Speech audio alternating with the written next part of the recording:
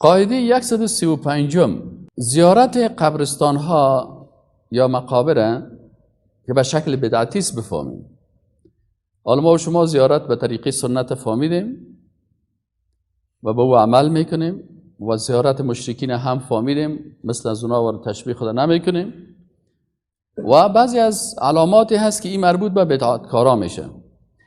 منظور از زیارت بدعتی به قبرستان به شکل است که مخالف روش رسول الله صلی الله علیه و سلم باشه. این حال رسول الله صلی الله علیه و سلم وقتی به زیارت رفته با یک روش خاص رفته. این حال کسایی که به زیارت میرن بدون روش رسول الله صلی الله علیه و سلم زیارت میکنن، این زیارت چی میگن؟ بدعتی میگن. این زیارت های بدعتی چند قسم است؟ کدام کارهایی است که مربوط بدعت میشه که رسول الله صلی الله علیه و سلم نکرده؟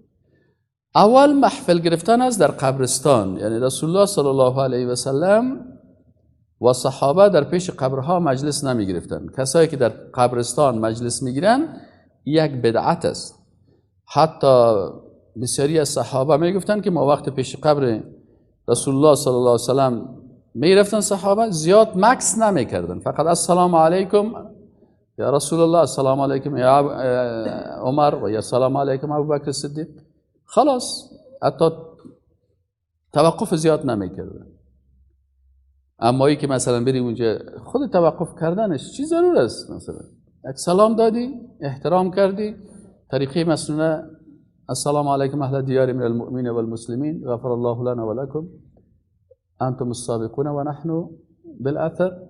اما احادیثی که آمده ببینه بخوان، خلاص عبرت بگی این که پیغمبر الله بود از این دنیا رفت، ما هم میرم. اینال محفل گرفتن در پیش قبر مثلا نبیین، صدیقین، شهدا و صالحین، این خودش محفل گرفتن طریقه مسنونه نیست. وقتی که یک کار خود زیارت رفتن یک عبادت است، چون رسول الله صلی الله علیه و سلم به قبرستان رفته و برای اهل قبور سلام داده، پس یک عبادت شد، یک سنت رسول الله صلی الله علیه و سلم. ایناله کارهایی که مخالف طریقه رسول الله صلی الله علیه و سلم میشه این بدعت است. پس ما حق نداریم که بر اساس افراد مخالفت با رسول الله صلی الله علیه و سلم بکنیم. خب و ما شما و حدیث هم خواندیم که رسول الله صلی الله علیه و سلم گفت که قبر مرا چی؟ ایدگاه نسازین. ایدگاه نسازین. ایدگاه چی معنی؟ یعنی محفل، جای محفل ها نسازین که شما بیاین سر قبر ما باز میله بگیرین و مایی و جلبی بخورین و غرغرانه که گپا بکنین. این میانه نیست در اسلام. یعنی در اصل رسول الله صلی الله علیه و سلم این گپا نیست. عن ابی، خب اینی چی است؟ و رسول الله صلی الله علیه و سلم گفت که قبر مرا ایدگاه نسازین، جای مجلس نسازین، فقط قبر به شکل بسازین که میرین عبرت بگیرین. عبرت جای عبرتگاه باشه. اگر قبرستان آل امی اسلام که هست، امی آیات قرآن و احادیث صحیح رسول الله صلی الله علیه و سلم، هر کدام از این با گذشت زمان حقیقت‌های ازیر انسان درک میکنه. شما ببینید در اروپا و امریکا یک قانون است که وقتی یک کس فوت میکنه یک مقدار زمینه بر از او خریداری میکنه و جایشه. وقتی که او خرید، او در شاروالی برام از زمین ثبت میشه و سر از او یک تخت سنگ میمونه، نامی گپاش نوشته است. حالا مشکلی که در امریکا پیدا شده چی است؟ مشکلشان که حالا در قبرستان ها دیگه جای نیست، زمین هم قیمته. در یکی از گزارشات ما خواندم میگه حالا بسیاری مردمایی که غریب هستن وقتی که از خانوادهشان کسی فوت کنه پیسه زمین ندارن، مرده رو در شفخانه اعلام میتن میگروزن. باز شفخانه یک قسم کوره ها ساختن، کوره های آدم سوزی. باز نمون شفخانه میبینه کسی چیز نکرد، او رو میبردم کوره میپته، خاکستر جورش میکنه، خلاص درش میده. و این از اینترنت اگه شما کدام وقتی ببینید شکل سوختاندن چیز در کلمه انگلیسیش پیدا کنید نوشته کنید، باز میبینید چه قسم اینا در کوره انسان ها رو میشه. مسلمان ها تا زمانی که مسلمان ها به شکل عادی زندگی میکردن مطابق قرآن و سنت، قبرهای خدا چی جور نمیکردن، سمتی دیوال و میگه پا جور نمیکردن. خب یک نفر فوت میکرد، تا وقتی که بچه‌ش زنده بود قبر پدر خدا میفهمید، نواسه‌ش هم میگفتن قبر پدر کلام است، یک 3-4 پشت که تیر میشد فراموش میشه، دیگه روز یک کس میمرد استخوان از او خاک شده، قبرکن میرفت شاید امیل در قلبچکان در یک قبر در طول 14 قرن شاید به هزارها نفر در یک جای دفن شده باشه. یعنی اگر در شهدای سالین در یک روز 1000 نفر هم ببری جای میشه. اما حال مشکل در چی پیدا شده که سمت میکنن و پنجره میگیرن و دیوال میگیرن. یک وقت سعی کنی که مرده در این سرک مانده جایی نیست که چی شوه دفن شدن. ولا تتبعوا خطوات الشیطان، شما این کارهای شیطان رو نکنین دیگه. کار شیطان رو که کردی باز دمو غم شیطان گرفتار میشی. حال اینجا هم همین قسم شروع شده، سمت میکنن، مردم های پیسه دار هستن، باز روی کاشیکاری میکنن، در حالی که همین حرام است، ناروا هست. رسول الله صلی الله علیه و سلم با علی رضی الله عنه گفت برو هر قبر که سال میکنی که از یک بله زیادتر است خاکش، اما خاک اصلی خودش سرش افتاده، چپش کو، از بین ببرش، وسونش کو. حالا مشکلی است که عادت ها و رواج ها و تکبر قضیات شده که حالا ایران میمونی که کی نرم میشه که بره مثلا قبر نادر خانه یا قبر ظاهر خانه و یا پنجرهای از رو دست بزنه. اگر نیده اونجا مثلا به هزاران نفر چیز دفن میشه. خب سفر دیگه کاری که از مشرکین بوده که اونا به خاطر امو رفتن به قبرستان و زیارت و ترا چی میکردن؟ سفر میکردن. حالا ما برم به فلانی قبر به خاطر زیارت فلانی، به خاطر زیارت فلانی. رسول الله صلی الله علیه و سلم میگه قبر خود چی میکنین؟ حتی در مساجد شما حق ندارین که بگی مولا صاحب امروز کجا میری؟ والا در جلال بسیار یک مسجد خوب جور شده، ما برم نماز جمعه در جلال آباد بخونیم. همین سفر از کابل به جلال آباد امین ناروا هست به قصد نماز خواندن در مسجد جلال آباد. به قصد مسجد خانه الله هست. چرا پیسه تا ناق مصرف میکنی؟ بین مسجد کابل و بین مسجد جلال آباد چی فرق است؟ 3 مسجد است که اونا منزلت خاص خود دارن، نسبت به دیگه مساجد رتبهشان بلندتر است. باز به این مساجد شما میتونید که سفر کنید. عن ابی هریره رضی الله عنه قال رسول الله صلی الله علیه و سلم لا تشد الرحال الا الى 3 مساجد. شما قصد سفر نکنین، متوجه باشین سفر است. این حال شما اگر از مسجد اینجا میرین مثلا در پل خشتی نماز میخواین، سفر گفته نمیشه، داخل شهر است، غلط نکنین. خب یک نفر مثلا از خیرخانه میگه من این مسجد عالمش خوب تبلیغ میکنم، من در مسجد مثلا لیلی پانتون یا من در مسجد تکبیر به خاطر شنیدن خطبه خوبش. این داخل شهر است، این سفر گفته نمیشه. اما قصد سفر کردن که با سرتون نماز مسافرانه لازم میشه، این باز ناروا هست. فهمیدین نه؟ رسول الله چی میگه؟ لا تشد الرحال الا الى 3 مساجد. شما فقط میتونین به 3 مسجد قصد چی کنین؟ سفر کنین. چون این مساجد مرتبه یا رتبه خاص خود دارن. کدام مسجد است؟ المسجد الحرام، یکی مسجد الحرام است، کعبه شریف مکه مکرمه. شما میرین به قصد نماز خواندن در کعبه شریف، این سفر درست است. چرا؟ فضیلت از او نسبت به دیگه مساجد نماز فضیلتش بیشتر است. و مسجد رسول صلی الله علیه و سلم دیگه چی است؟ مسجد رسول الله صلی الله علیه و سلم است. یک کس مکه مکرمه رفت، به نیت قبر نرین، به نیت قبر نرین. به نیت چی برین از مکه مکرمه؟ به نیت نماز خواندن در کجا؟ در مسجد نبوی. یعنی حتی برای حاجی ها لازم است که از مکه مکرمه وقتی به مدینه منوره میرن نیت خود جور کنن. اگر به نیت قبرستان برن ناروا هست.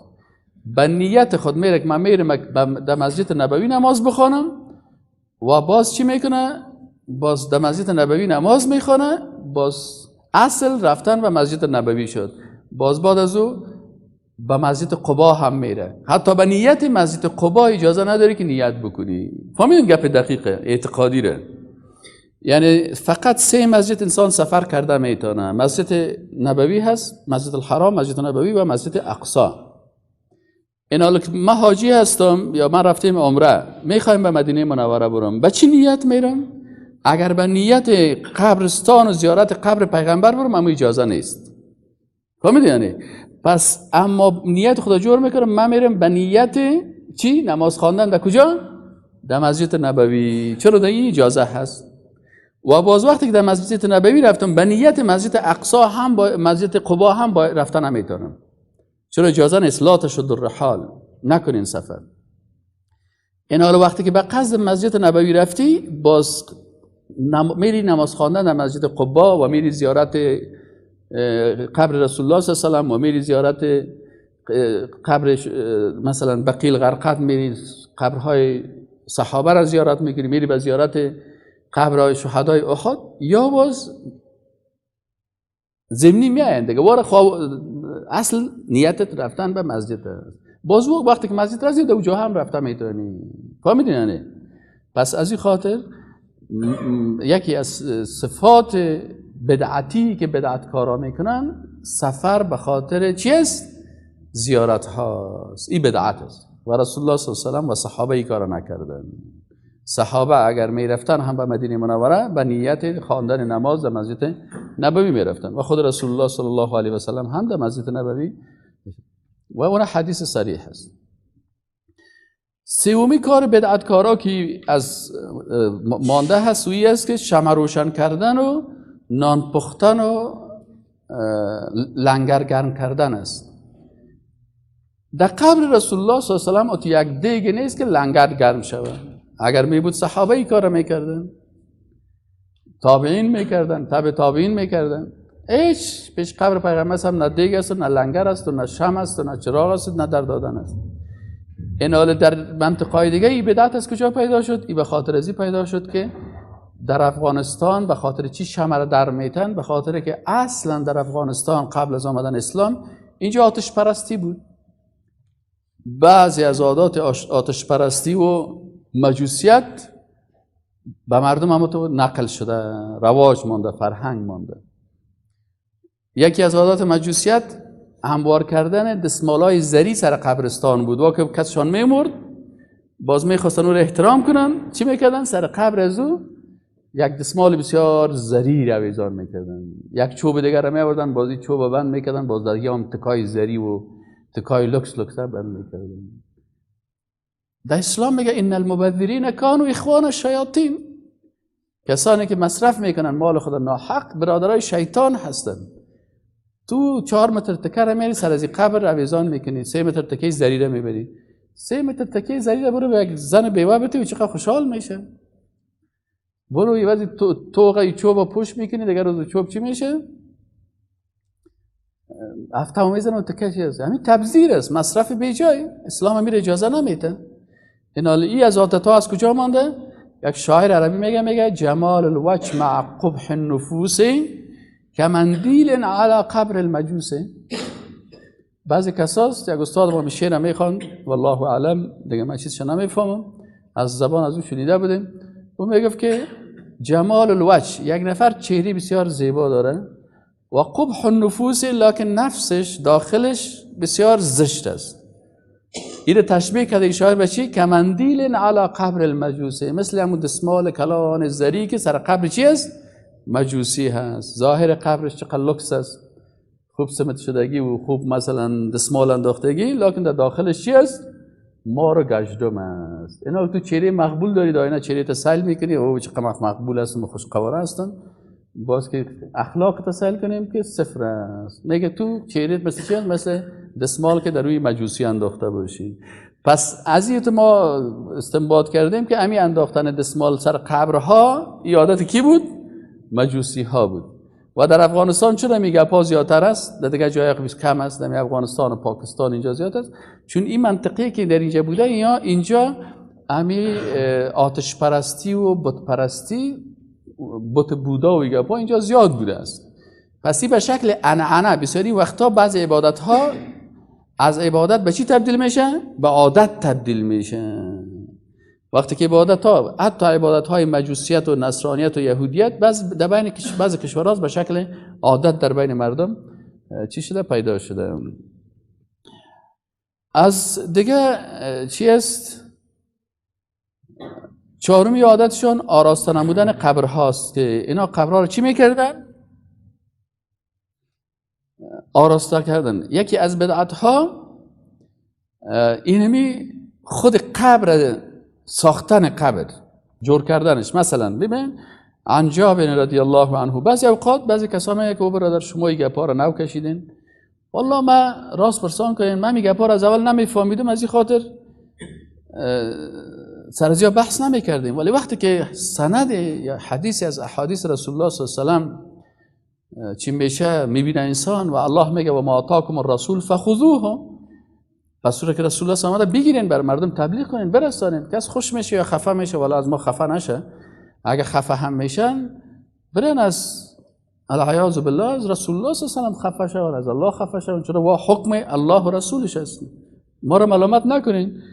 یا از اون صحابی که همین حدیث نقل کردن، این روایت است، خب این صحابه و تابعین و تابع تابعین بر ما نقل کردن و ما مجبور هستیم، مکلف هستیم همین احادیث بخوانیم برای مردم. حدیث از چی است؟ حدیث شریف است. خب قال عن جابر رضی الله عنه قال نهى رسول الله صلی الله علیه و سلم، میگه رسول الله صلی الله علیه و سلم نهی کرده ان یجسس القبر، یکی یک قبر تجسیس شود. جس چی رو میگم؟ ما و شما بسیاری وقتا گچ میگیم که دیمی جس چی شامل میشه؟ سمت و گچ و کاغل کردن و اینی گپا. اینمی رسول الله صلی الله علیه و سلم نهی کرده که قبر که چی کردین؟ این سمتکاری و سرش آباد کردن و گچ و گپا زدن. از این در رسول الله هم نهی کرده. و ان یقعد علیه، همچنان رسول الله هم نهی کرده از نشستن بالای قبر. نهی کرده رسول الله هم. قال نهى رسول الله صلی الله علیه و سلم ان یجسس القبر و ان یقعد علیه و ان یبنى علیه، یا بالای از بنای واقع جور شوند. یعنی سر قبر تعمیر جور کردن، امی رسول الله صلی الله علیه و سلم منع کرده، نهی کرده. او یزاد علیه او یکتب علیه، یا دی زیاد شوه چیزای خاک از دیگه جای آورده شوه، اما خاکی که از خود قبر است همی باشه.